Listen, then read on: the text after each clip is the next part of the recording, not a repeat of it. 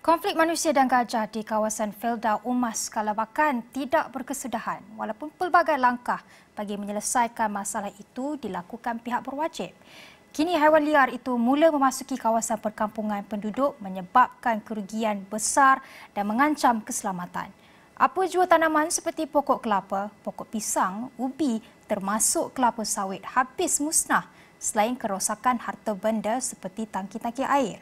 Berang dengan situasi yang tidak berkesudahan itu memaksa penduduk berhimpun secara aman agar suara mereka didengari. Wakil Astro Awani Sabah, Petrus Bernard, ada laporannya. Serangan gajah semakin mengganggu penduduk Felda Umas yang merupakan peneroka di tempat ini dan menyebabkan banyak kerugian kepada mereka. Justru mereka berharap pihak berwajib tampil untuk membantu mereka menyelesaikan masalah ini. Bagi penduduk, kehadiran gajah liar ini jika tidak segera ditandingi mungkin akan mengakibatkan bahana yang lebih besar.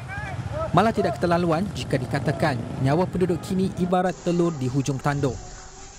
Kalau dulu mungkin dia hanya di dalam ladang, tapi sekarang ni nampak dia macam agresif lah, dia sudah masuk ke kampung-kampung dan bukan tidak satu ekor, dua ekor tapi macam banyak lah.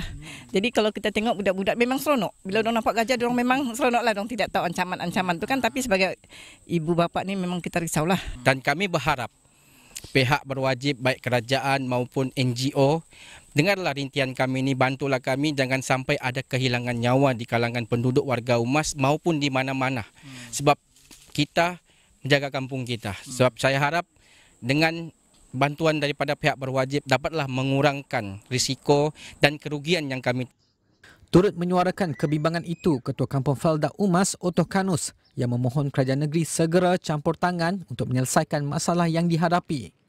Jangan sampai ada berlaku perkara seperti ini lagi. Sekarang ni sudah berlaku seperti kambing, binatang, ternakan peneroka. Ada yang dipijak gajah, tanaman, kelapa habis ditumbangnya. Sekiranya dia sudah terdesak, mungkin rumah-rumah kereta orang pun boleh dirosakkannya. Jadi ini kita haraplah kepada pihak-pihak berwajib, ambillah tindakan secepatnya. Jangan sampai melibatkan kehilangan nyawa. Sementara itu, Ketua Peneroka Felda Umas Kalabakan, Rahim Usman berkata, ekoran serangan gajah yang berlarutan sejak sekian lama, peneroka sudah menanggung banyak kerugian. Saya lihat secara keseluruhannya lebih kurang dalam 20 hingga 30 pokok. Dimusnahkan dalam satu malam. Untuk rancangan Umas 1 sajalah. Kalau daripada Umas 1 ni lebih kurang 40,678 pokok yang telah pun dimusnahkan. Kerugian ini dari tahun 2012 lagi. Lebih kurang kos yang kami kira di sini kerugian ialah sebanyak 732,000 untuk Umas 1.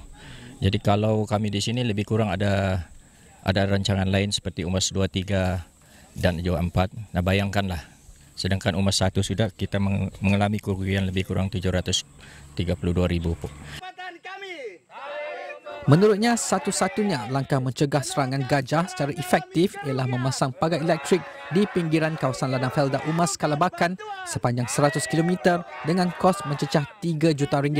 Untuk rekod, seramai 767 orang peneroka berdaftar di Felda Gugusan Umas Kalabakan dengan jumlah penduduk melebihi 10,000 orang.